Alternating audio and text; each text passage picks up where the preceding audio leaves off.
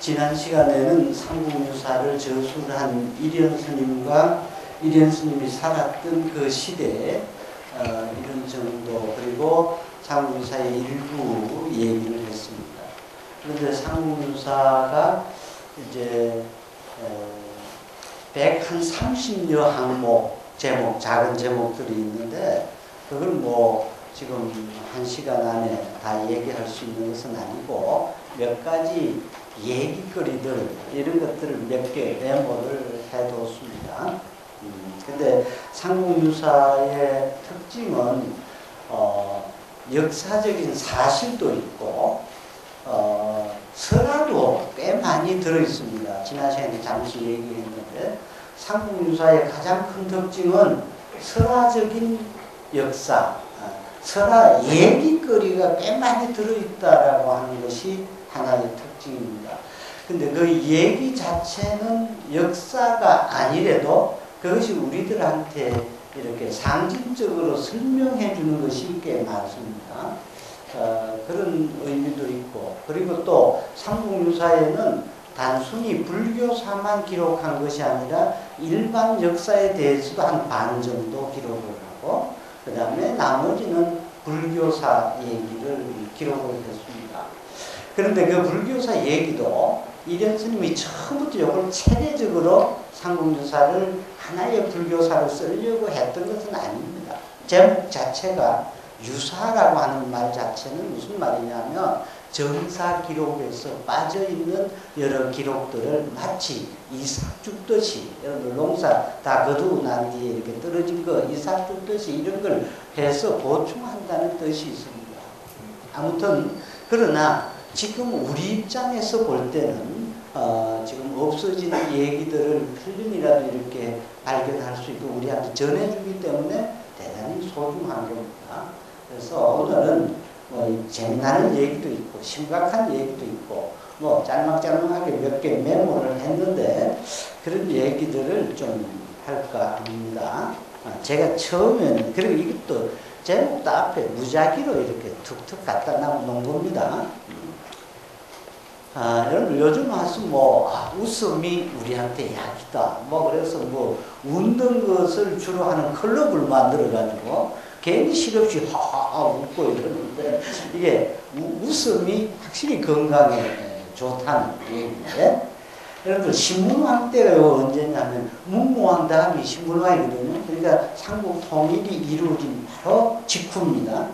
그때 경흥이라는 스님이 있는데 가장 큰 고성입니다. 원효하고 동식인데 조금 후배거든요.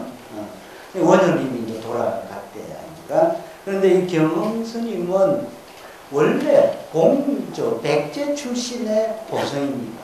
그런데 문무왕이 돌아가기 전에 유언을 남기고 부디 경흥 스님을 모셔서 국사로 삼도록 하라. 아마 그것은 통일 이후에 오는 민족의 융합이나 통합, 사회 통합, 이것을 배려한 지역적인 안배였다고 생각되고, 이 부분은 역사학자들도 되게 동의합니다. 그러니까 일부러 백제 출신의 고성을 왕위에 국사로 삼음으로 해서 좀 균형을 맞추고자 했단 말이죠. 그런데 신문왕은 굳이 국사로 삼지 않고 이름을 살짝 바꾸어가지고 늙을 노자 국노로 삼아요. 거기도 또 묘한데 아마 신라 쪽 사람들이 꽤 반대했는지도 모르겠어요. 일단 국노로 삼는데 국노나 국사나 비슷해요.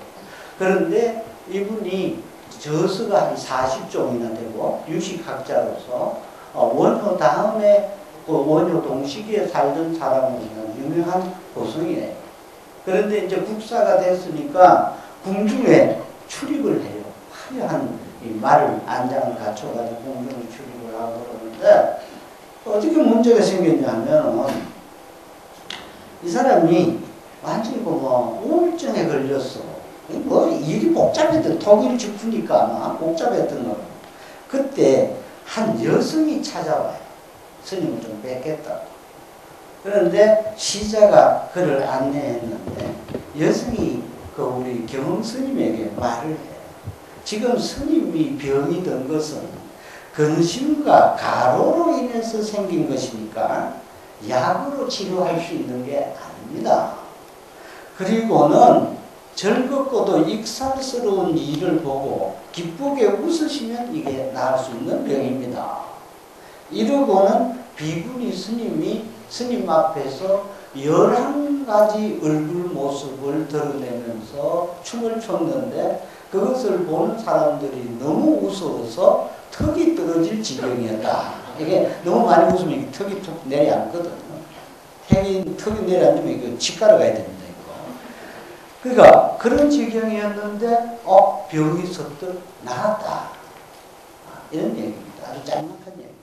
그 뒤에 뭐 다른 얘기도 있는데 내가 그거만 갖다 놓은 겁니다. 그래서 이게 우울하고 이런 데서 생긴 병은 자꾸 웃으면 낫는다. 이건 굉장히 중요해요. 이건 지금도 통용되는 얘기예요. 근데 문제는 11가지 모습을 하면서 이렇게 웃겼다라고 하는 게 뭘 상징하느냐 하면 이 비구니가 그냥 비구니가 아니라 관세음보살의 화현이었습니다. 이게 이제 이런 식으로 삼국유사에는 상징적으로 설명되고 있다는 말이죠. 원래 관세음보살이 이 세상을 자비로서 구제하는 그런 분이잖아요. 근데 그게 관세음보살이야말로 그야말로 화현으로 자꾸 등장하기 때문에 여러분들 관세음보살의 종류가 굉장히 많습니다. 백이관음도 있고 유희관음도 있고 11면 관세음보살도 있고 천수천안 관세음보살도 있고 뭐 마두관음도 있고 뭐 유희관음도 있고 뭐 관음 뭐 엄청 많습니다. 이게 무슨 말이냐면 굉장한 상징적인 언어입니다. 우리 어머니가 아이한테 사랑을 베푸는데 그게 자비죠. 선생이 학생들한테 사랑을 베푸는데 어떤 얼굴로 할 것인가. 얼굴이 굉장히 중요해요. 그래서 그 얼굴을 11개 얼굴로 상징화시키는 겁니다. 우리가 중생을 구제하는데 손이 2개만 가지고는 내 아이 한 2명 불구덩이에서 구하고 나면 남의 아들 못 구하잖아요. 그러니까 손을 1000개를 갖다 붙여 놓은 겁니다. 여러분들 손 1000개 가지고 있으면 이상하잖아요. 괴물이잖아요. 그런데 이건 상징입니다. 우리들이 예를 들면 이런 겁니다. 우리가 무척 바쁠 때 오늘 토요일 가질 때 법회도 오고 싶고 오늘 올라오다가 보니까 2분 보살님은 지금 결혼식장에 간다고 무척 아쉽습니다. 선생님 강의가 되게 재미가 있는데 재미만 있으면 안 됩니다. 재미가 있는데 이거 강의를 못 들어서 이럴 때 뭐라 그러냐면 우리 몸이 10개만 되면 좋겠다. 이렇게. 그런데 사실은 우리는 팔방미인으로 몸을 낮추는 겁니다. 그 상징을 알아야 됩니다. 노래방에 가면 유명한 가수가 되는 것이고요. 부엌에 가면 정말로 요리사가 될 수가 있고 이게 어디 났으면 척척 이렇게 몸을 바꿀 수 있어야 됩니다. 그러니까 손이 1000개나 되고 그다음에 눈도 2개만 가지고는 이 세상을 다 관찰하고 살펴볼 수가 없잖아요. 그러니까 상징적으로 1000개를 막 이렇게 붙여놨잖아요. 그러니까 중국 사람들 요새 무용 중에 천수가는 무용이라는 게 되게 재밌어요. 그런데 그게 상징이거든요. 천수천안. 그래서 삼국유사에도 보면 8세기 중반에 그때나 지금이나 사람들은 고통이 따라요. 희명이라는 여인은 아이를 낳았는데 아이가 5살 때 눈이 멀어요. 그래서 분황사, 원효 스님이 살던 그 분황사의 벽에 천수천안 관세음보살을 그려서 봉안해 놨어요. 그래서 아이를 데리고 가서 노래를 부르게 해요. 도 천수대비가라. 천수대비가 천수천안 관세음보살을 줄여서 천수대비예요. 천수천안 관세음보살 앞에 가서 아이로 하여금 기도하게 해요. 당신은 덧자닌 1000개의 눈과 1000개의 손을 가졌다고 하니 2개를 우리 아이한테 빌려준들 어떻겠습니까? 이렇게 기도했다. 그래서 눈을 떴다고 하는 그 향가가 유명한 기도한다. 천수대비에 기도한 노래. 그런 제목으로 천수대비가가 있듯이 이 반음신앙이 애초부터 있어 온다. 여러분들 석굴암에 가면 11면 관세음보살이 있단 십일면 관세음보살은 원래 이 얼굴에다가 이 위에다가 11개 얼굴을 붙여놨어요. 괴물이에요, 정말. 그런데 그건 상징이란 말이에요. 여러분들 피카소가 오기 전에 훨씬 전부터 불교나 이런 쪽에서는 그런 상징체계를 다 잘 알고 있었단 말이에요. 그러니까 우리들 얼굴이 2개의 얼굴을 가진 사나이 그게 아니라 몇 개의 얼굴을 갖고 있는 겁니다. 사진 하나 탁 찍어가지고 요거 김상현이다 아니에요. 화를 낼 때 얼굴 다르고 웃을 때 얼굴 다르고 자고 있을 때 얼굴 다르고 다 다른 하루에도 12개 얼굴이 더 나타난다고요. 그거를 상징적으로 드러내는 겁니다. 그래서 본래 요 얼굴을 본면이라 그러고 위의 얼굴을 방편면이라고 그럽니다. 방편의 얼굴. 그러니까 어머니가 자식한테 어떤 얼굴을 어떨 때는 엄한 얼굴로 보여줘서 말 한마디 안 해도 그 얼굴 눈빛 하나에 아이가 딱 기강이 잡힌다든지 어떨 때는 아주 미소 띄고 따뜻하게 해준다든지 마찬가지로 선생님들도 마찬가지로 국민학교 그 악동들을 어떻게 다스릴까? 어떨 때는 화를 내고 어떨 때는 격려하고 칭찬해주고 그러니까 그런 얼굴을 방편이라고 그래요. 방편과 본면과 그러니까 진실과 본면은 진실면이고 방편면은 방편. 진실과 방편이 하나의 쌍을 이루어야 돼. 인생을 살아가는데 이게 뭐냐면 어떤 교수는 대단히 실력이 있다고 소문이 나 있는데 강의실에 들어오면은 전혀 수업하는 방법이 서툴어 가지고 이랬었다고 보면 졸려버려요. 그건 방법이 교육 방법론이 약한 거예요. 어떤 선생은 막 1시간 내내 웃기고 배참수를 고쳤는데 돌아서니까 뭘 배운 게 없어요. 그건 진실이 없어요. 그래서 사람은 진실과 방편이 쌍을 이루어야 됩니다. 방편이 없는 진실은 그걸 뭐냐면 범생이에요. 모범생들 보고 다 그건 재미가 없단 말이에요. 그러니까 방편. 근데 그 방편이 11개 얼굴인데 그 11개 얼굴 경전이 있어요. 설명을 하나하나 했어요.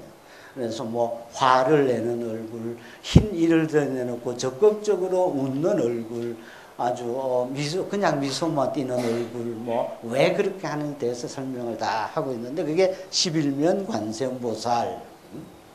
하는데 지금 11개 얼굴로서 우스운 춤을 췄다라고 하는 것 자체가 지금 이게 11면 관세음보살이 화연해서 지금 경흥스님의 우울증을 치료한 얘기인데 아주 우리는 간단하게 웃으면 역시 이 병을 낫게 할 수 있구나.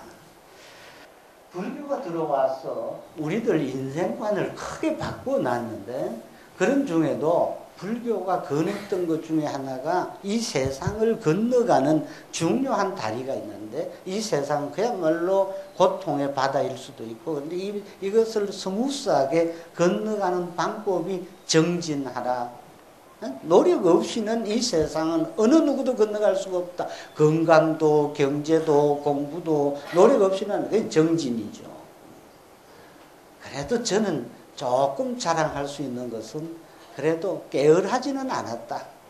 크게 부지런하지는 않았지만 지금까지 살아오면서 굉장히 어떤 노력을 통해서 하나씩 이루어온 그런 이런 정진이라는 거 한 게 중요하고 그 다음에 참아야 된다. 인욕, 육바라밀이라는 인욕, 이런 게 있지만 그 중에 보시, 남에게 베풀어줘야 된다. 이랬어요. 근데 불교가 들어오고 난 뒤에 이게 지금 그 당시 신라 사람들한테 보시라고 하는 것이 상당히 영향을 주고 있었던가 봐요. 여기 한번 보죠. 한 2가지 예만 드러났는데 진정의 어머니의 보시 그랬는데 이 진정은 아주 장가도 못 들고 홀 어머니를 모시고 어렵게 살고 있습니다. 그런데 이 홀 어머니가 어느 날 문 앞에서 어느 스님이 보시를 구하러 갔어요. 그런데 집을 살펴보니까 집에 남아있는 재산이라고는 다리가 부러진 솥 하나 달랑 있어요. 쇠붙이. 근데 그거를 보시를 해버렸어요. 보시를 하면서 뭐라 그러냐면 속으로 아들놈이 집에 돌아와서 어떤 표정을 짓는지 좀 봐야 되겠다. 보시를 하고 아들이 돌아와서 내가 그 집에 있는 다리 부러진 솥 하나 보시해놓으라. 그러니까 아들이 그건 뭐 잘 하셨습니다. 소치 없으면 깨어진 그 화분 같은 거라도 질그릇 같은 거라도 밥을 지어 먹으면 됩니다. 근데 문제를 보니까 대단히 돈을 많이 가지고 있는 사람이 보시하는 게 아니라 굉장히 가난하게 살고 있는데도 흔히 이렇게 보시를 구하러 화주를 왔고 보시하는 얘기가 나온 거예요. 그런데 내 그 뒤에는 쓰지 않았는데 이 대단한 분들입니다. 그래가지고 이 진정이 겨우 품팔이하고 이제 군대 가서 그 여가에 품팔이 해가지고 노모를 모시는데 이 저 어머니한테 이렇게 제안을 해요. 어머니, 저는 어머니에게 효도를 다 끝내고 난 뒤에는 저 의상스님 문화로 가서 좀 공부를 하고 싶습니다. 그러니까 의상스님이 문무왕 16년에 부석사를 완전히 창건했거든요. 근데 부석사 창건을 하고 거기에서 화엄경을 강의해가지고 사람들을 널리 깨우치고 있다는 소문이 쫙 돌고 있어요. 여러분들 하나 짐작해야 될 게 그 시절에 대학도 없고 또 대학뿐만 아니라 교육기관이 없어요. 그러나 그때도 사람들 가슴 속에는 뭘 배우고자 하는 그런 열망이 누구에게나 있든 가난하거나 부자거나 간에. 그런데 이 청년의 가슴 속에도 소문을 들으니까 의상스님이 부석사를 창건해가지고 화엄 철학을 강의하고 화엄경을 강의한다고 그러니까 어머니, 근데 그냥 지금 떠날 수가 없고 어머니에게 효성이, 어머니 돌아가고 나면 그때 저는 저 의상스님 문화로 가겠습니다.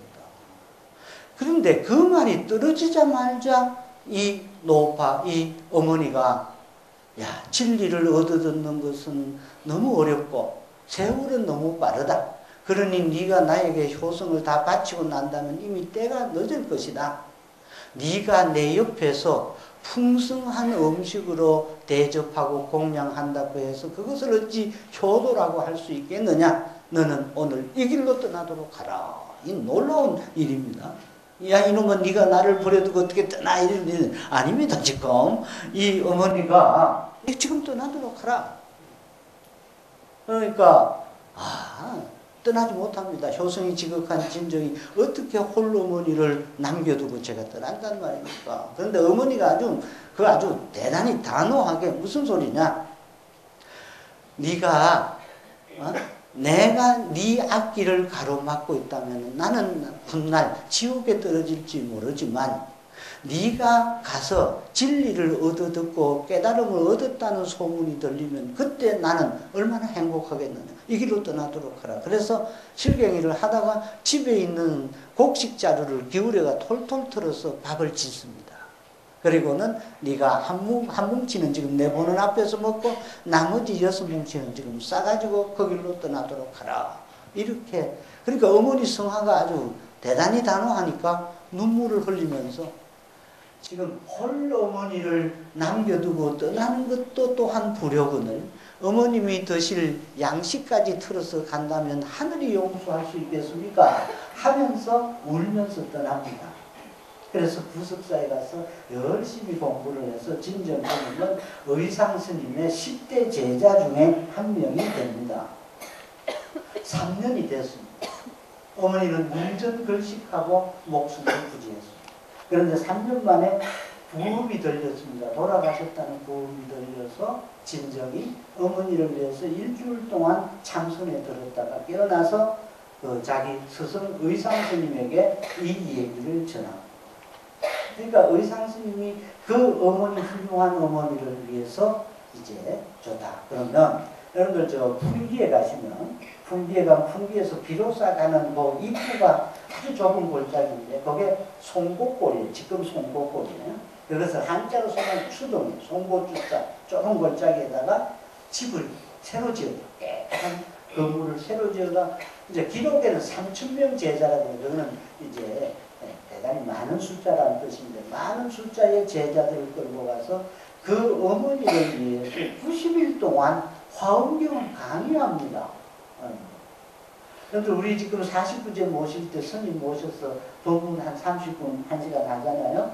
그런데 이 어머니는 지금 의상 스님이 제자들 수십 많은 제자들을 불러 모아놓고 지금 60권 화엄경 대경 전체를 딱 얼마 90일 동안 합니다. 참, 그 돌아간 영가도 행복했겠죠. 그 영가를 위해서 90일 동안 강의를 쫙. 그러니까 강의가 끝나니까 어머니가 꿈속에 나타나서 나는 이제 하늘에 태어난 거다. 이런 꿈을 꿨다는 얘기가 상국유사에 있습니다. 근데 그때 의상 스님이 강의했던 내용을 착실한 제자들이 앉아서 다 메모하고 요즘처럼 해가지고 그 메모한 거를 책을 냈어요. 그 책이 지통이라고 하는 스님이 있는데 그 지통 스님은 원래 노비 출신인데 의상 스님 제자가 됐어요. 지통 스님이 기록했기 때문에 그게 지통기예요. 그런데 그 지명을 따라서 그 법회를 했던 장소가 추동이니까 그걸 추동기 혹은 지통기라고 해요. 근데 그 책이 고려 중기까지 유통되다가, 그럼 유통돼서 그 책이 굉장히 중요한 책인데, 왜냐면 의상 스님이 우리나라에 화음을 가져왔던, 화음을 강의했던 거니까. 근데 그게 없어졌어. 그런데 그걸 이제 제가 한 15, 16년 전에 제가 확인했어요. 있어요. 어떻게 있느냐?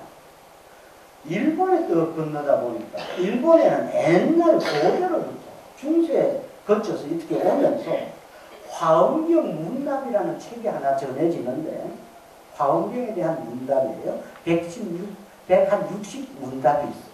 화엄경에 대한 문답인데 그 저자가 법장으로 밝혀져 있어요. 법장. 법장은 의상 스님과 동문수학을 했던 중국의 유명한 화엄학자예요. 그런데 일본의 헤이안 시대 이후로 시비가 붙어요. 법장은 중국 사람으로서 큰 학성이니까 한문 문장을 정확하게 잘 쓰는 사람인데 이 책은 왜 이렇게 문장이 어수선하고 엉망이냐? 실제로 그래요. 앞뒤 문맥이 이게 틀리고 이래요.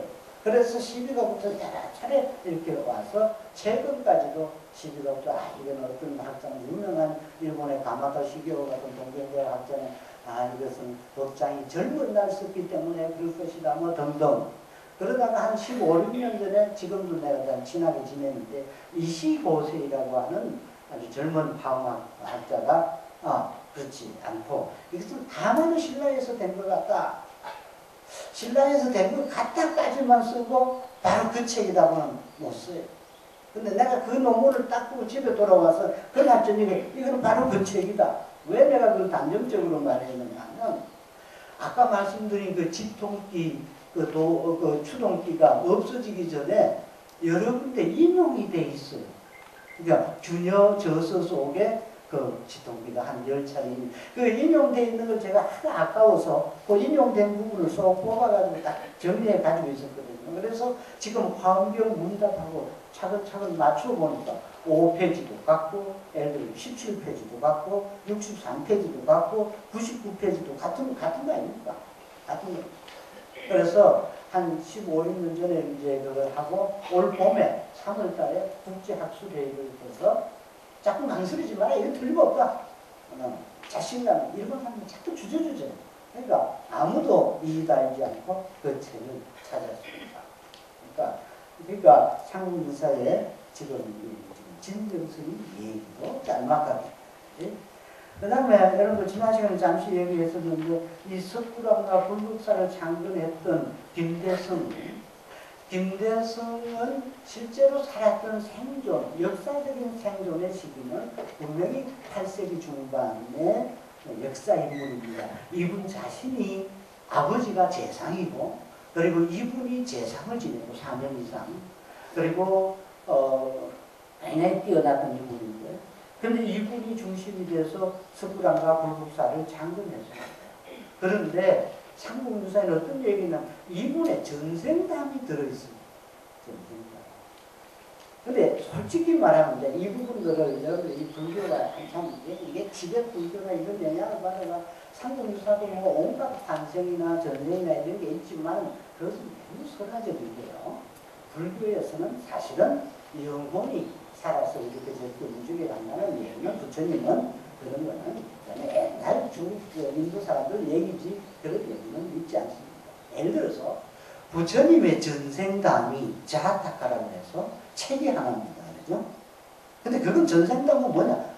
그것은 문학 작품입니다. 무슨 말이냐면 부처님의 위대성이 그렇잖아요. 우리가 지금 같이 이렇게 동시대에 살아봐도 어떤 사람은 수조 원을 벌었는데 우리는 겨우 지금 얼마 월급 가지고 사면 저 사람은 어떻게 해서 저렇게 돈을 벌고 저 사람은 어떻게 저렇게 공부를 하고 이러잖아요.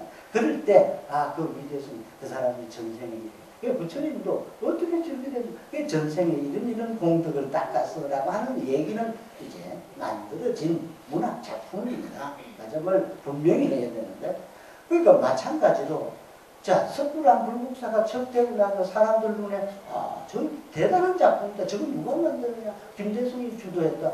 김대성이 어떤 인물이냐? 모르느냐? 저 재상의 아들로 태어나서 재상이 돼서 본인이 돈도 많고 정치적 권력도 있고 또 신심도 있어서 했지 않느냐? 그러면 그때 사람들 생각, 야, 김대성은 어떻게 해서 재상의 아들로 태어나서 재상이 될 수 있느냐? 그때 아니야. 김대성도 젊은 이런 공덕이 저 전생에는 있어서 하고 전생당에 따라붙습니다. 그래서 그 전생당은 뭡니까? 다 가난해서 어디 먹고 살 길이 없어요. 자기 어머니가. 그래서 부잣집에 가서 이렇게 의지해서 살고 있는데 하루는 문전에 와서 스님이 보시를 구하잖아요. 그런데 또 큰 부잣집이니까 배 50피를 지주를 했어요. 그러니까 스님이 그냥 가지 않고 출근을 해요.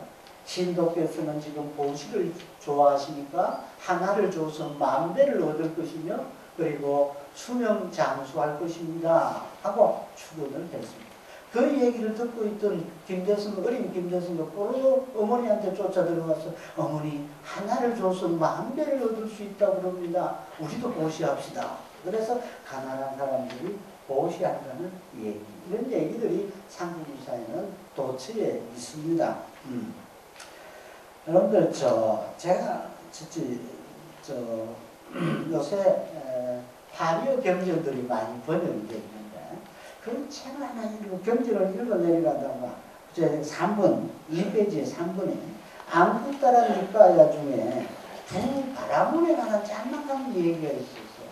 이렇게 써 내려가고 있었어요. 늙고, 나이 들고, 태어난 지 이미 오래됐고, 오래 살았고, 생애 마지막에 이르렀고, 120살이 된 바라문 2명이 부처님에게 왔습니다. 야, 여러분들, 120살이면 참으로 이제 다 살았잖아요. 근데 부처님이 앞에 와서 뭘 요구하느냐면, 고따마 존자께서 저희들을 위해서 좀 훈도해 주시고, 저희들을 위해서 교훈을 주십시오.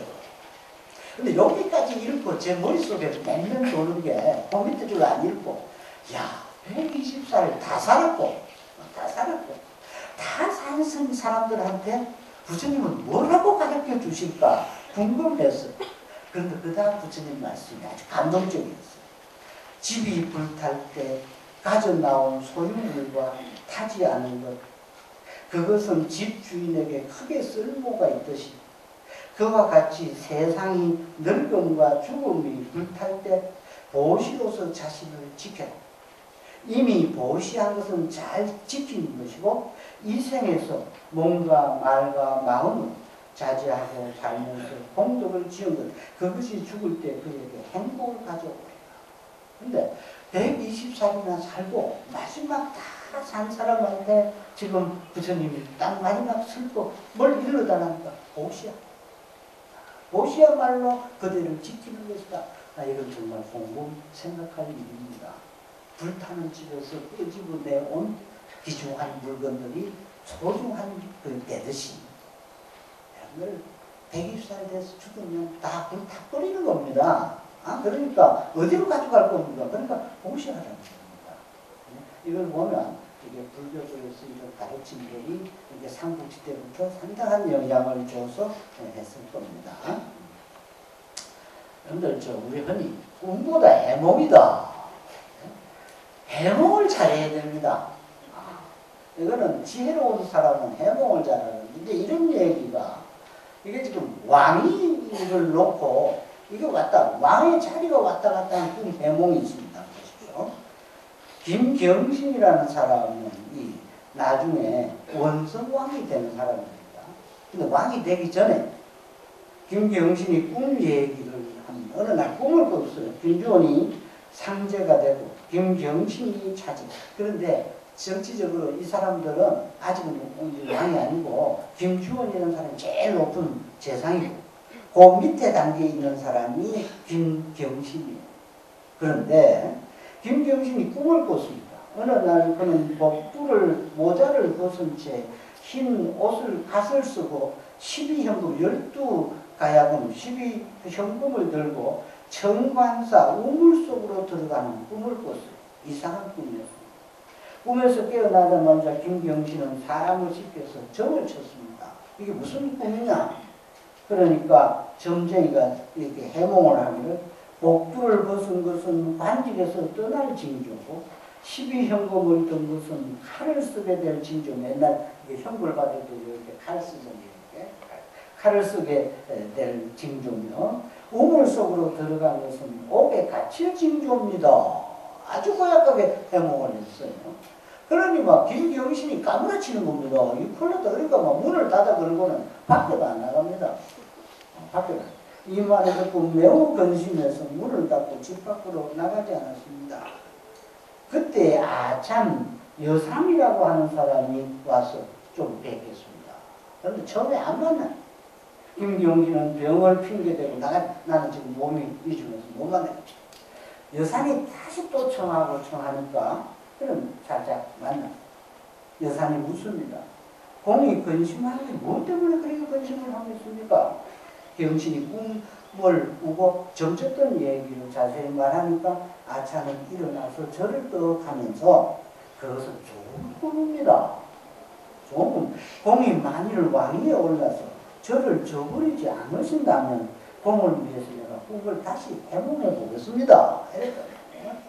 왕은 이에 좌우의 사람을 물리치고 왕이 아니라 왕 나중에 이 사람이 김경신이가 왕이 됐으니까 이제 삼국 유사에는 왕이라고 나옵니다. 김경신이가 좌우의 사람을 물리치고 해몽하기를 청했습니다. 여사는 말합니다. 복부를 벗은 것은 면류관을 쓰게 될 징조요. 12현금을 든 것은 내물왕의 12세손이 대를 이을 징조며 정관사 우물로 들어간 것은 궁굴로 들어갈 길조입니다. 좋은 징조입니다. 이렇게 해몽을 했습니다. 그러니까 김경신이 자기도 그러면서도 믿지 않고 말하기를 내 위에 김주원이라는 재상이 있는 내가 어떻게 임금이 된단 말이냐 하고 내 위에 김주원이 있으니 어찌 내가 이 자리에 앉을 수 있겠소. 그러니까 몰래 저 북천이 어디냐면 여러분 저 보문단지 거기 저 댐마가 났잖아요. 거기서 흘러내리는 물 거기 북천이에요. 그러니까 그 북천 신에게 제사를 몰래 지내게 되면 좋을 겁니다. 경신은 그대로 몰래 따랐다. 몰래 가서 북천 신에게 제사를 지내고 빌었단 말이에요. 이렇게 하기 얼마 되지 않아서 기회는 주어졌다. 근데 그 다음에 내가 생략한 겁니다. 그러다 이제 저 선덕왕이 돌아가게 되니까 아들 없이 돌아가게 되니까 그 당시 제일 재상인 김주원이를 전부 왕에 추대했습니다. 여러 신하들이 왕위로 오르게 됐는데 날짜를 딱 잡아가지고 여러분들 언제나 이 시기라는 게 굉장히 그런 중요합니다. 여러분들 저 결혼식이라는 것이 해보면 뭐 한 10분이면 끝나잖아요. 그런데 안 하면 일생도록 문제가 있습니다. 그런데 이게 왕위도 저기 시기라는 게 있습니다. 그래서 대통령도 이렇게 취임해야 되고 총장도 취임을 해야 되고 그런 의식이 필요합니다. 근데 날짜를 딱 잡아놓고 지금 김주원이가 지금 왕위에 올라야 되는데 아이고 왕위에 오른 날 전부터 막 비가 쏟아지더만은 북천 물이 불어가지고 이 김주원의 집이 북천 북쪽에 있었어요. 건너올 수가 없어요. 여러분들 이게 건너올 수가 없어. 그러니까 북천물이 이제 도와주는 겁니다. 북천물이 막 비가 쏟아져가지고 건너올 수가 없으니까 기다려도 지금 왕위에 오를 사람은 오지도 못하고 그러니까 그 순간에 여론이 돌아버리는 겁니다. 이게 여러분들 무서운 겁니다. 여론이 돌아가지고 아마 하늘의 뜻이 김주원에게 있지 않는 것 같다. 그러면서 그 다음 패거리들이 김경신 만세 하고 부르잖아요. 그 순간에 그냥 왕위를 뺏겨버리는 겁니다. 뭐 정말로 누가 의자에 주인이 있는 게 아니라 앉으면 주인이 있는데 이게 순간적으로 뺏겨버리는 겁니다. 이게 유명한 역사 사건. 이게 역사. 이게 그래서 원성왕이 된 사람이 김경신이고, 그래서 김주호는 밀려서 어디로 가느냐 하면 저쪽에 강릉으로 떠납니다. 여기 아마 강릉 김씨들 있을 거예요. 강릉 김씨 시조가 됩니다. 강릉으로 떠나가지고 지방에 가서 호족이 됩니다. 그러니까 자기 왕이 뺏기고, 그래서 그 김주원의 아들은 나중에 막 난을 일으킵니다. 우리 아버지 자리를 뺏었다고 하는 거죠. 그러니까 이러한 사건이 있는데, 이것을 가만히 보면 이게 뭐 심각한 역사 사건입니다만은 여기에는 꿈해몽 같은 것도 중요하거든요. 꿈해몽 잘해야 됩니다.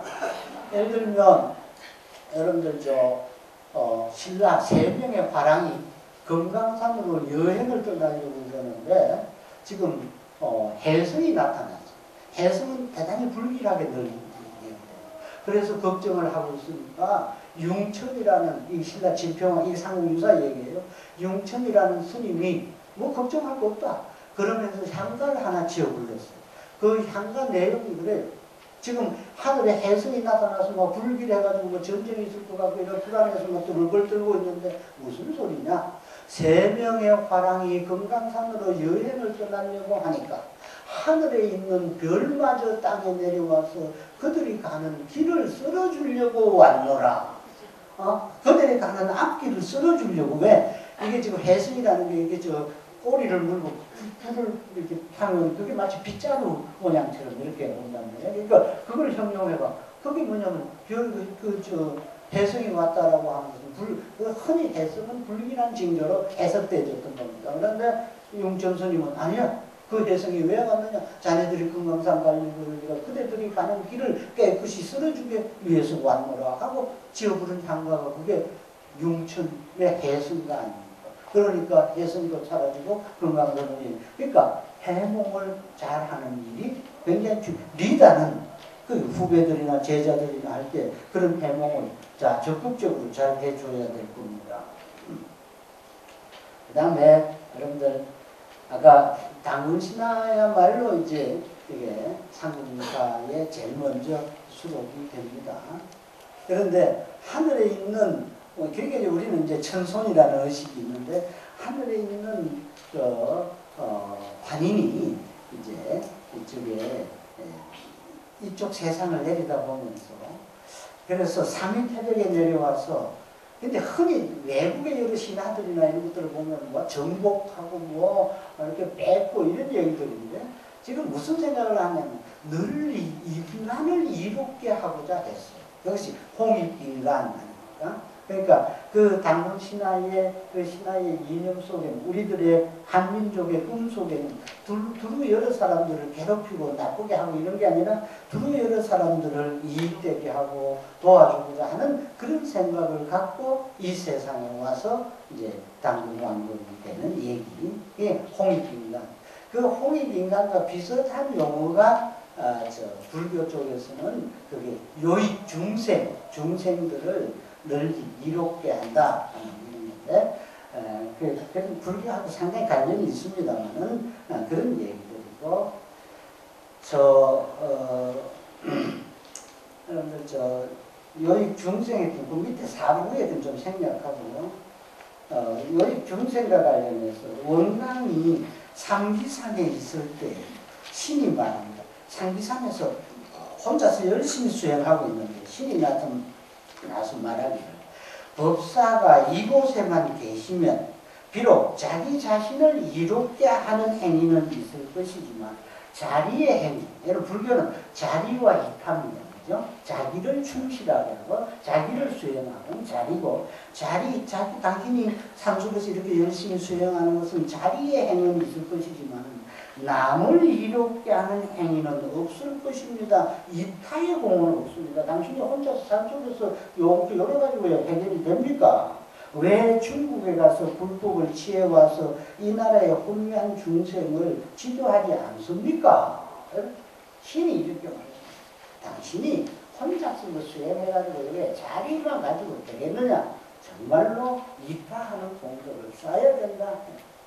자장도요, 일찍부터 수행의 목적을 요익중, 이익중생에 두고 있습니다. 그리고 깊은 산속에 숨어서 수행에 몰두하고 있을 때 홀로 공중에서 나는, 여기도 공중에서 나는 소리가 있어요. 자장이 또 어떤 식이냐면요, 자장은 엄격하게 자기 수행을 관리해야 되는 사람입니다. 그냥 산속에 앉아가지고, 그리고 어디 골방 같은 데 앉아가지고 뭐 자꾸 졸리니까 가시를, 옷을 다 벗어버리고, 가시 덤불을 여기 쳐놔놓고 그 속에 앉으면 졸면 찔리게, 심지어는 어느 정도는 여기 줄을 따라가 천장을 내놓고 졸면 목이 졸리게 자장이 그렇게 열심히 했던 사람. 그렇게 열심히 하고 있으니까 하늘에서 외치는 소리가 있거든요. 자기 홀로 착하기보다와 바다와 같이 많은 사람들을 두고 구제함이 낫다. 불교가 이게 자리뿐만 아니라 이타에 대해서 똑같이, 이 원효 같은 분들이 세속으로 다시 돌아와서 수많은 대중들을 구하는 이유가 있었을 거라는 거죠. 원효 스님도 늘 뭐라 그랬냐면은, 그러니까 보살도라고 하는 것은 선정과 지혜를 닦는 것도 중요하지만, 선정과 지혜를 닦는 건 자리거든요. 자기 수행이고 자리거든요. 동시에 대비도 실천해야, 대자대비도 사람도 실천해야 이건 이타가 됩니다. 그래야 진정한 보살도다라고 말했다는 거죠. 이런 얘기. 오늘 짤막하게 상무세 굉장히. 그 다음에 아주 특이한 얘기가 하나 있습니다. 여러분들 문무왕은요, 삼국을 통일하고 난 뒤에, 삼국을 통일하고 난 뒤에 자기 가까이 있는 지라고 하는 스님에게 이렇게 유언을 남깁니다. 나는 내가 죽거든 인도식으로 화장을 해가지고 저 바다 속에다가 그냥 장사 지내기를 원한다. 그러니까 지선이 묻습니다. 그래서 나는 한 마리 용이 돼서, 그래서 나라를 지키고 불법을 수호해야 되겠다라고 하니까 대왕이시여, 용은 아무리 좋아도 축생입니다. 그러니까 축생이라도 좋다.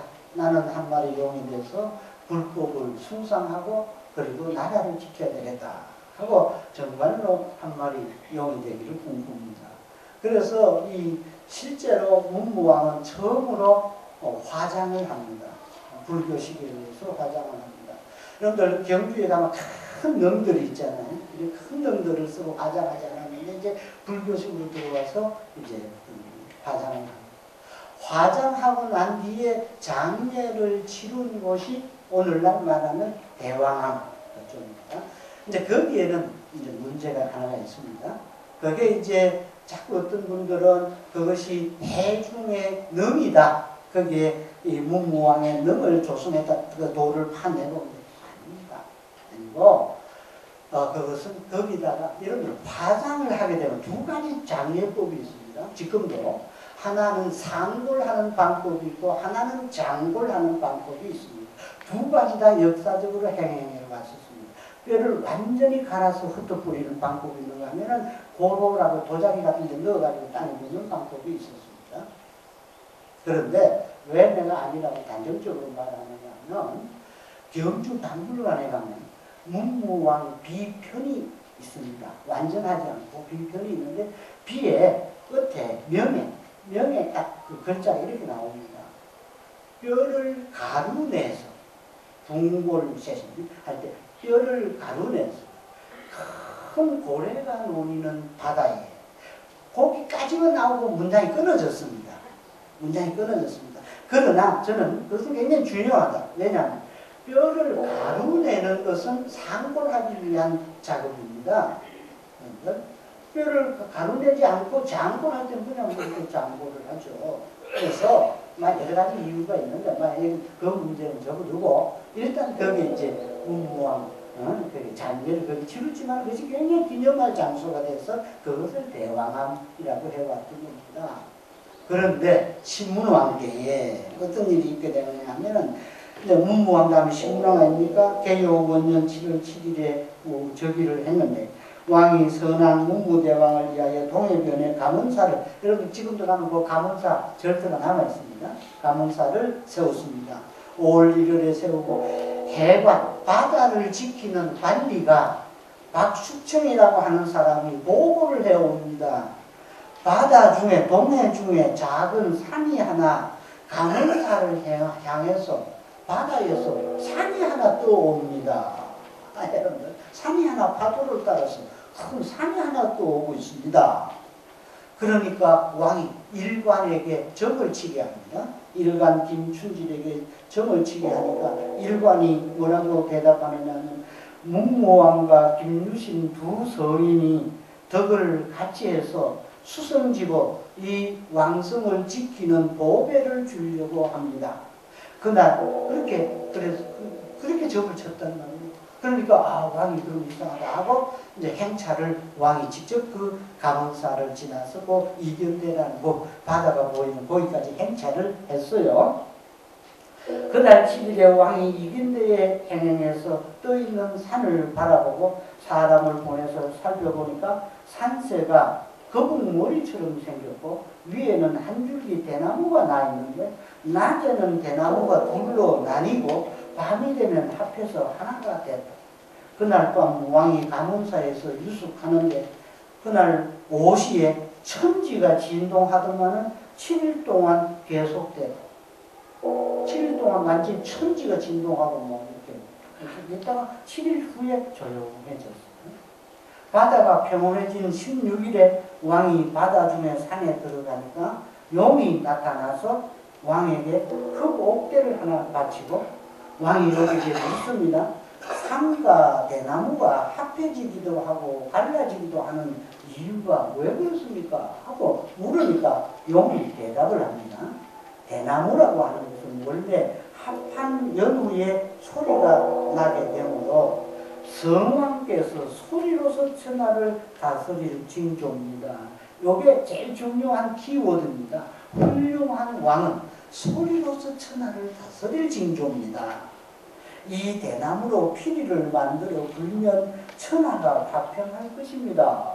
하고 그러니까 그렇게 용이 일러주니까 왕이 용에게 금과 옥을 주고 사자를 시켜서 대나무를 베어 나오니까 그때 문득 산과 용은 뿅 하고 사라지고 보이지 않았다.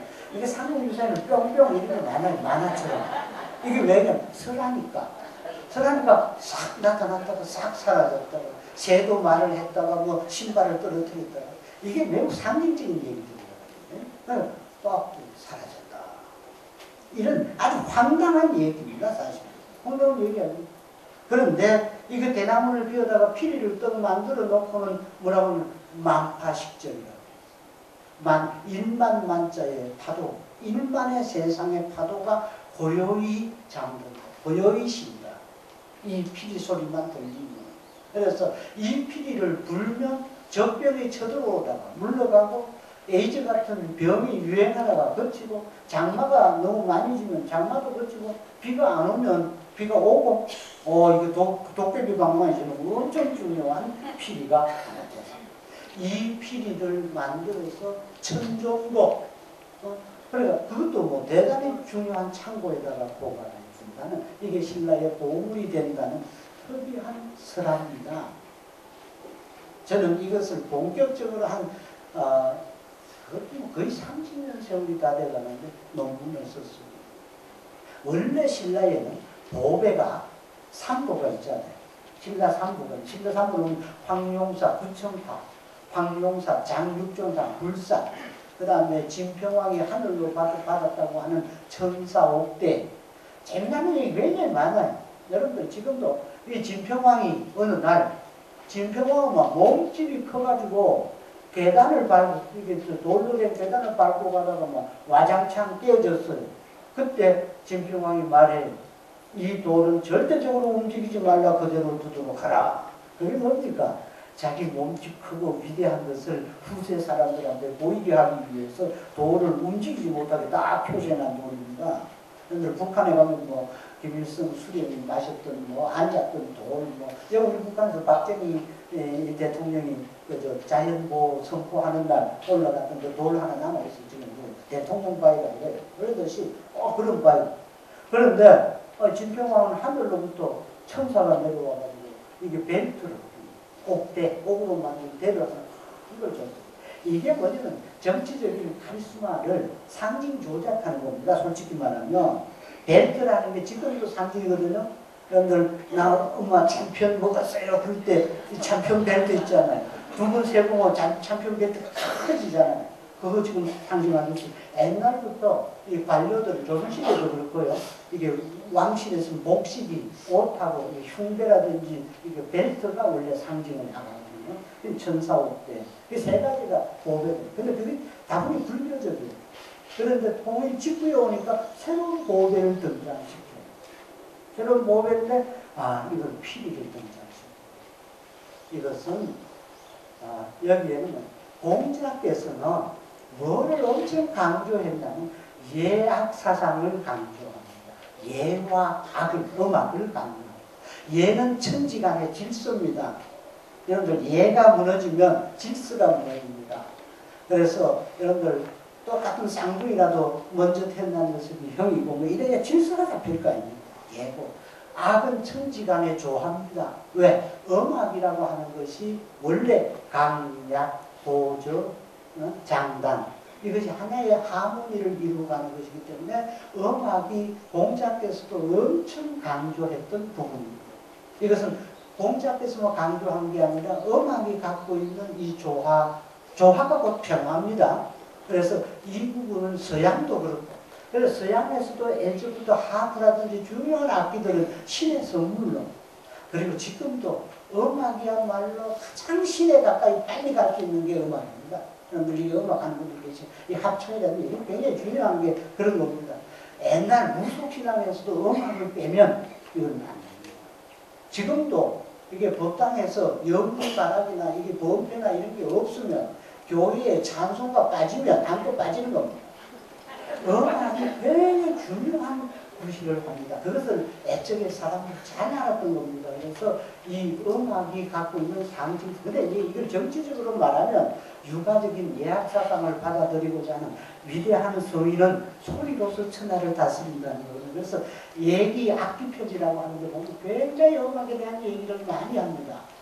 음악을 알아야 덕이 있고 덕이 있어야 정치를 하고 그래서 소리를 살펴서 백성들의 온갖 고달프고 좋은 것을 알고 지금도 이 소리라는 게 엄청 중요합니다.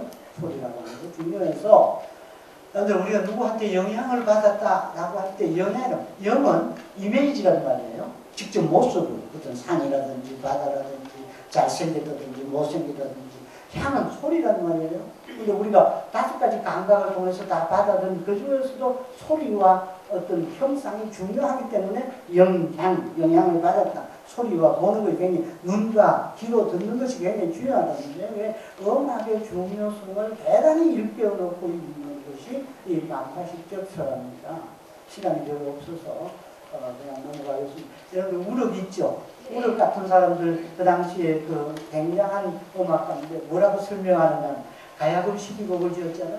그런데 제자들이 또 공부를 해보니까 제자 공부를 많이 했어요. 우리 우럭 선생님의 음악에는 좀 음탕하고 번거로움이 많다. 그래서 5곡을 싹 바꿨어. 그러니까 막 우럭이 화가 났다가 나중에 연주하는 걸 다 듣고 이렇게 평가합니다. 절급때 어지럽지 아니하고 낙이 불류하고 예의불상하니까 슬프되 애련하지 아니하니 가히 바른 음악이라고 할 만하다. 낙이 불류하고 예의불상한다는 말은 논어에 나오는 말인데 그것을 음악에다가 딱 가져와서 설명해요. 음악 철학이에요. 음악은 즐겁지만 즐겁다고 해서 어지럽게 질 수가 없으면 안 된다. 음악은 예조를 띌 수가 있지만 사람의 심정을 후비면 안 된다. 그러니까 지금 그런 음악 철학을 이 당시에 갖고 있었고 이런 만파식적 설화가 이 상황에서 나오고 있다. 자 이제 시간이 없지만은 오늘 제가 꼭 하고자 했던 얘기는 저 신라 사람들이 꿈꾸던 불국 세계가 어떤 건가. 여러분들 이 모든 종교는 이쪽 찬과 저쪽 피안을 상징적으로 구분합니다. 근데 이게 상징입니다.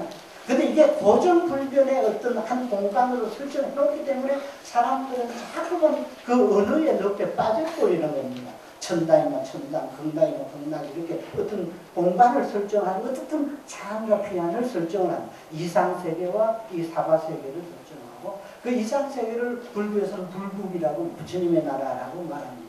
근데 그 부처님의 나라 불교에서는 이게 기독교하고 달라서 부처님의 나라가 다양하게 설명됩니다. 왜 이렇게 복잡하노?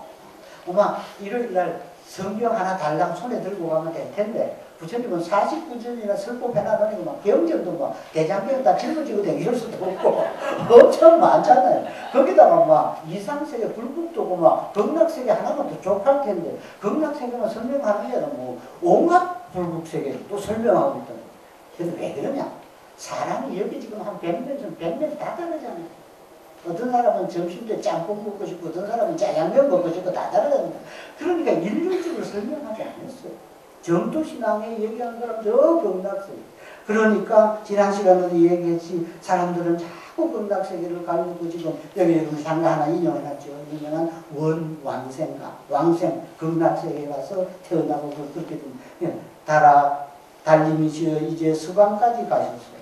무량수불전에 이르다가 살해섰어요. 다짐 깊으신 부처님을 부르러 두 손을 모아 올려 원왕생 그리워하는 사람이 있다고 살해서서 이 몸 남겨두고 48대 오늘 이루실까. 이게 유명한 원왕생가 한가 아닙니까? 달을 두고 옛날 이거 동서고금을 막론하고 달을 두고 사람들은 시를 얻고 자기 희망을 말하고 그래요. 달을 두고 달이 자꾸 서쪽으로 가잖아요. 서쪽에 극락세계에 있다 그랬잖아요. 그런데 자기는 지금 이게 경주에 살고 있잖아요. 그러니까 달님이시여 이제 서방까지 가서 그러면 달이 왜 서쪽으로 가느냐고 상정했느냐 하면 서방에 극락세계가 있고 극락세계는 아미타불 무량수불이 거기 계시니까 그걸로 간다는 가거든. 당신의 소원을 당신의 소원을 말함과 동시에 내 소원도 좀 전달해 주소서 이런 얘기입니다. 뭐라고? 다짐 깊으신 부처님을 우러러 두 손 모아 올려서 원왕생 그리는 사람이 이 신라 땅에 있다고 나를 대신해서 당신이 저 무량수불전에 아미타불에게 좀 일러주소서. 그래 놓고 마지막에는 물귀신 작전을 딱 쓰는 겁니다. 아미타불이 48대 원을 세웠는데 그 중에 하나가 내 이름을 불러주는 어떤 중생도 다 구제할 텐데 단 한 명도 구제하지 못하면 내가 성부를 미루겠다 하는 게 이게 법장보살씨의 원 아닙니까? 그러니까 이 원을 아니까 내 이 몸을 건져주지 않고 당신이 어떻게 48대 원이 이루어지겠느냐? 당신이 그랬잖냐? 내 건져다오? 이렇게 노래합니다. 그러니까 지금 서쪽 극락세계를 가기 위해서 지난번에 얘기했듯이 웅면이라는 남자는 막 속구쳐가 서쪽을 날아가고 이런 얘기를 쭉 있어 오다가 그 다음에 서쪽까지 가니까 복잡하니까 8세기 중반에는 불국사라는 절을 지어가지고 막 건축물을 직접 보여줬어. 자, 이런 거다, 불국세계. 그게 불국사 아닙니까? 불국세계거든요. 불국사 이게 시간이 별로 없는데, 잠시 얘기하면 이런 겁니다. 여러분, 다리가 있잖아요. 대군교, 청운교, 연화교, 칠보교. 다리라고 하는 게 뭐냐면, 이쪽 장으로부터 저쪽 피안으로 건너가는 다리라는 말이에요. 이 험한 세상에 다리가 돼서 예수같이 오는 분도 있고 이게 나는 나룻배 당신은 행인처럼 마녀처럼 나룻배를 갖고 오는 사람도 있고 당신은 소승 나는 대승 큰 수레를 끌고 오는 사람도 있고 왜? 전부 가야 되니까 저쪽으로 상징이라는 거예요. 그래서 원래 불국사에는 그 다리 밑에 연못이 있었고 연못 이쪽은 잔이고 저쪽은 불국세고 다리를 건너게 되죠. 그 다리를 건너서 다시 계단을 올라가. 그 계단이라고 하는 것은 화엄경에 나오는 보살이 53계일을 밟아서 올라가는 계단들이 그 점수예요. 그러니까 불국세계로 들어갔건 그리고 불국세계가 그 연못에 아롱져가지고 그야말로 신기루처럼 비치고 그래서 이쪽도 저쪽으로 가야 이렇게 설정한 대단히 아름다운 설계를 갖고 있는 것이 불국세계였습니다. 그런데 뭐 그것도 또 복잡하다. 그러니까 신라 사람들이 어떤 생각을 했냐면 이게 저 원효가 살던 7세기 이때 아주 특이한 설화가 하나 생겨나는 겁니다. 어느 날 이제 저 한 여자가 한 여인이 만선북리에 살고 있는 한 여인이 남자와 잠자리에 들지도 않았는데 아이를 뵀어요. 이게 설하니까 마음대로 되는 겁니다. 왜냐하면 성스러운 것은 이런 성적인 문제를 뛰어넘어 있는 걸로 자꾸 이건 전 세계가 그렇게 설명합니다. 이상하게. 그런데 이 한 여인은 남자와 잠자리에 들지도 않고 아이를 배어서 낳았는데 이 아이는 나이가 12살 먹을 때까지 말도 못하고 일어나 걷지도 못하고 배를 깔고 엉금엉금 기어다니고 있어요. 그래서 이름을 뱀아이, 뱀복, 사복이라고 지었어요. 여러분들 지금도 새벽에 종소리가 들리는데 안 일어나고 자꾸 뭉적거리면은 스님들이 뭐라 그러냐면 너 죽어서 뱀 됐다 그래요. 이렇게 빨딱 일어나야 돼요. 종소리 들릴 때. 새벽 예불 하고 일어나면 안 일어나고 이게 뱀은 배를 키고 그래서 이름을 사복이라고 해요. 12살 먹을 때까지 말도 못하고 일어나지도 못해요. 이게 상궁제 사복 불언이에요. 그런데 그 다음에는 아마 일어났던가 봐요. 12살 이후에는. 그리고 얘기가 바뀌어가지고 아주 짤막해요. 어느 날 자기 어머님이 돌아갔어요. 그때 이분이 원효 스님한테 와요. 사복이가. 사실은 원효 스님 제자인데. 그래서 더 강히 원효 스님이 이렇게 더 절을 하니까 사복이가 거기에 답도 안 한 채 한마디 불쑥 던져요. 그대와 내가 옛날에 경을 실어 나르던 암소 한 마리가 죽었다. 함께 가서 장례 치르는 것이 어떻겠소? 자기 어머님을 불경스럽게 암소라 그래요. 근데 그 암소가 죽었대요. 그런데 그 암소는 어떤 암소냐면 옛날에 경을 실어 날렸던 공덕을 가지고 있는 암소예요. 이 가부, 이 어머니의 전생은 축생이라는 겁니다. 근데 그 축생이 어떻게 여인의 몸으로 환생해 왔느냐 하면 적어도 경을 실어 나르던 공덕이 있었어. 여러분들 저 풀밭에서 소가 풀을 뜯어 먹다가 법화경이 이렇게 있는데 그게 코를 불어가지고 법화경 페이지가 넘어가서 공덕으로 이런 얘기가 있듯이 그래서 경을 실어 나른 공덕으로 이 세상에 턱하니 왔었어요. 그러니까 원효가 좋소 하고는 왔습니다. 와서 또 시신 앞에 이르렀어요. 사복이가 말해요. 그래도 원효 스님 이 시신에게 축원을 좀 해야 될 거 아닙니까? 그래 축원을 해요. 원효가 축원하는데 이게 무슨 말씀인지 모르겠어요. 죽지 말지어다 다시 태어나는 것이 고통스럽고 태어나지 말지어다 다시 죽는 것이 고통스럽도다. 이렇게 말했어요. 원효가 죽은 시신 앞에서 죽지도 말고 태어나지도 말고 그럼 어쩌란 말입니까? 그러면 그렇게 말을 그런데 그게 다 괴롭다는 거예요. 그러니까 사복이가 말을 옆에 있다가 뭐 그래 말이 많소. 죽고 사는 것이 고통스럽다. 그러면 될 것을 그랬다. 그렇잖아요. 같은 말 아닙니까? 길게 너리털이나 줄임이나 아주 재미나는 아주 이상한 얘기예요. 그렇게 떡하니 축원을 하고 난 뒤에 시신을 들것에 들고 활리산에 가서 이제 다시 묻으려고 그러면서 축원을 합니다. 그때 축원은 이제 의미가 달라져. 이건 뭐라 그러냐면 옛날에 서가모니 부처님이 계셔서 살아쌍수에서 열반에 드셨는데 오늘 그와 같은 이가 있어서 동격에 갖다 놔요. 아까는 암소라고 그랬는데 이제는 서가모니처럼 그런 같은 분이 있어서 연화장 세계에 들어가고자 한다 하고 시를 읊어요.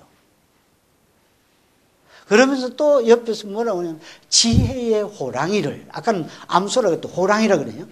그때 지혜는 뭐라고 하냐면 그냥 지혜롭다 지혜가 아니라 지는 지혜의 지고 해는 은혜 해자예요. 지혜와 자비를 갖춘 그런 호랑이를 지혜의 숲을 속에 묻는 것이 마땅하지 않겠는가 이렇게 시를 읊조리고 그리고는 사복이가 풀 한 포기를 뽑았는데 그런데 이상하게 휘황찬란한 이상세계가 열렸고 그 세계로 살아있는 사복이가 죽은 어머니를 등에 업고 그 세계로 쑥 들어갔는데 땅이 닫혔더라. 이 얘기 전부예요. 황당하기 짝이 없는 얘기예요. 근데 여기서 하나 재밌는 것은 아까까지는 뭐 서방 극락세계를 향해서 몸을 솟구치고 날아가고 뭐 달한테 빌어보고 그랬는데 막 그럴 필요 없다. 여기 풀이 뽑아서 여기에 아름다운 이상세계 연화장세계가 열린다 하는 얘기가 지금 상궁유사에 있다는 말이죠. 여러분들 극락세계는 저쪽 멀리 있는 게 아니라 오늘 옆은 바로 옆에 우리가 미소 한번 띄고 우리가 한번 서로 웃고 따뜻하게 손잡을 때 우리 인생은 행복해지는 것이란 말이에요. 그런 거 떠나가지고 뭐 저쪽에 지금도 얼마나 아름다운 꽃들이 피어 있습니까? 여러분들 얼마나 아름다운 실록이 피어 있습니까? 극락세계에 뭐 그렇게 뭐 묘사를 해놨지만은 그 뭐 여기도 뭐 얼마나 아름다운 게 있는데. 근데 사람들은 지금 있으면 말이죠. 남의 집이 이게 담장에 그냥 장미꽃이 흐느러지게 피어나요. 그런데 저건 남의 집 것이라고 안 보인다면 좀 멍청하잖아요. 아니 나는 노력 안 하고도 거기 다 있으니까 보면 즐기면 될 거 아닙니까?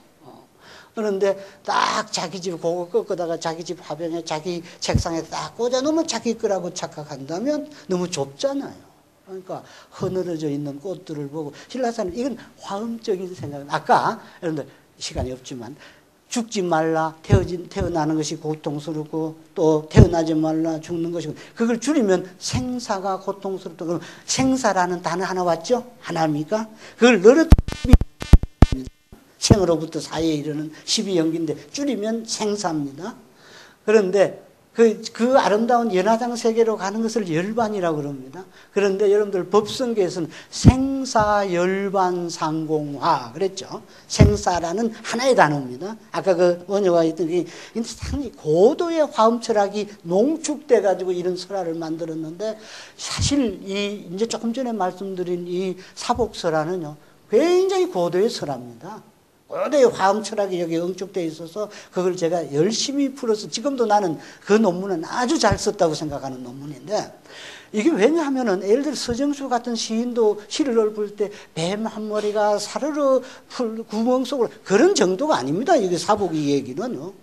또 어떤 그 유명한 국문학자는 뭐 서양 사람들의 뭐 이론을 아키타이프의 이론을 빌려가지고 뭐 사복이 이 얘기를 기껏 하는 소리가 뭐냐면은 뱀 얘기가 나오니까 이것은 무슨 남성 성기를 상징하는 이따위 해석 가지고 해석이 되는 게 아니란 말이에요. 지금 전혀 이건 상공유사의 이 얘기는 이거는 화음적인 철학 생사 그 생사라는 게 생사윤회 그러니까 축생으로부터 그 다음에 여인으로 또 죽으면 또 돌아가는 그거를 거치고 그건 생사는 끝내고, 이제는 열반 해탈해서 가야 되는데, 그게 멀리 가는 게 아니라 저 극락세계로 가는 게 이상세계는 바로 우리 풀 한 포기 뽑아서 이 자리에 있다. 그러니까 어떤 사람은 알고, 어떤 사람은 모르고, 그러니까 그것을 눈치채는 일이 굉장히 중요하다고요. 마치 행복은 바람처럼 스쳐 불어가는 것일 뿐, 나중에 와르르 즐거움이 극락처럼 쏟아지는 그런 햇빛만 쏟아지는 소나기처럼 쏟아지는 인생이 올 거라고 한다면 착각일 거예요. 순간순간 스쳐부는 행복의 바람을 느끼는 사람과 못 느끼는 사람, 그것이 굉장히 중요해요. 그러니까 풀 한 포기를 어떻게 뽑을 것인가 못 뽑을 것인가 하는 문제입니다. 마치겠습니다. 시간이 다 끝났습니다.